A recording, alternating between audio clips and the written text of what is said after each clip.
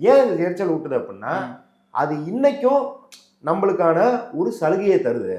அந்த சலுகையை எங்க தட்டி பறிச்சுருவாங்களோ அப்படின்னு ஒரு பயங்கர அச்சம் இருக்குது. இப்ப நீங்க வந்து இப்ப மத்த படங்களே பார்த்துருக்கிறீங்க. பெண்கள் வந்து எதிர்த்து பேசினா உடனே வந்து இது வந்து ஏதாவது காரணம் சொல்லி, அது கலாச்சார சீரழிவுன்னு சொல்லலாம், இல்ல வந்து தவறான பாதைக்கு இட்டு செல்லுதுன்னு சொல்லலாம். இந்த மாதிரி சொல்லி ஒரு படத்தை நிராகரிக்கிறதன் மூலம் நம்ம வீட்டு புள்ள இதை பார்த்து கத்துக்கூடாது.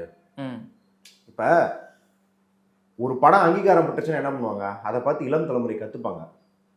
இவன் போய் நாளைக்கு அந்த வீட்டு பையனோட கூட்டு வந்து நம்ம வீட்டில் விளையாடிக்கிட்டு இருந்தா, நம்ம வீட்டில் சாப்பிட்டானா அப்புறம் நம்ம கௌரவம் என்ன ஆகுது? அப்ப இந்த தாக்கம் நம் குடும்பத்துக்குள்ள வந்துடக்கூடாது அப்படிங்கிறதா அவங்களுக்கு ரொம்ப எரிச்சல் ஆகுது. அதே போல இன்னொன்று என்ன அப்படின்னா, எல்லா பக்கத்துல இருந்தும் எதிர்ப்பு இருக்கும். எப்பயுமே நீங்க ஒரு நல்லது செய்றீங்கன்னா அந்த நல்லதுக்கு எதிரானவன் சைட்ல இருந்து மட்டும் வரணுன்றது இல்லை.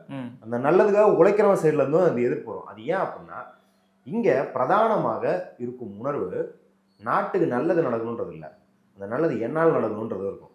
அப்ப அந்த மாதிரி விமர்சனங்களும் மாறி இந்த சைட்ல இருந்து வரும். அதுக்கு என்ன பண்ணுவாங்கன்னா, நேரடியாக சாதி இல்ல நேரடியாக அவர் வந்து சாதி எதிர்த்து படக்கூடாது அப்படிலாம் சொல்லாம வேற வேற விதமான விமர்சனங்களும் வரும். அது என்ன ஆகும் அப்படின்னா, அதாவது நேரடியாக சாதிய வன்மம் கேட்கிறவன், இல்ல நேரடியாக நான் சாதியவாதி இல்லப்பா, ஆனா இந்த மாதிரி படங்கள் எடுத்துக்கிட்டு இருந்தா திருப்பியும் அவங்களுக்குள்ள சாதிய உணர்வு தூண்டப்படுமோ அப்படின்னு வருத்தப்படுறப்பா அப்படின்னு சொல்றவன் இருப்பான். இல்ல முற்போக்கு முகமூடி போட்டுட்டு இல்ல இல்ல மாறி சொல்றாச்சு ஆக்சுவலி பாத்தீங்கன்னா சாதியா தான் வளர்த்துறாரு அப்படின்னு பரப்புரை செய்யறவனா இருப்பான். இந்த மாதிரி எல்லா வடிவத்திலையும் நீங்க ஒரு நல்லது செய்யும் போது உங்களுக்கான எதிர்வினை வரும். நீங்க அதான் எதிரி மட்டும் எதிர்க்கிறான் அப்படின்னா நீங்க ஓகே முதலடி எடுத்து வச்சிங்கன்னு அர்த்தம். உங்க பக்கத்திலே இருக்கவன் சொல்றவனும் எதிர்க்கிறான்னு ஒரு கட்டம் வருது இல்ல, அப்பதான் நீங்க வந்து உண்மையாலுமே நீங்க ஒரு பாய்ச்சலை உண்டு பண்ணிருக்கீங்கன்னு அர்த்தம்.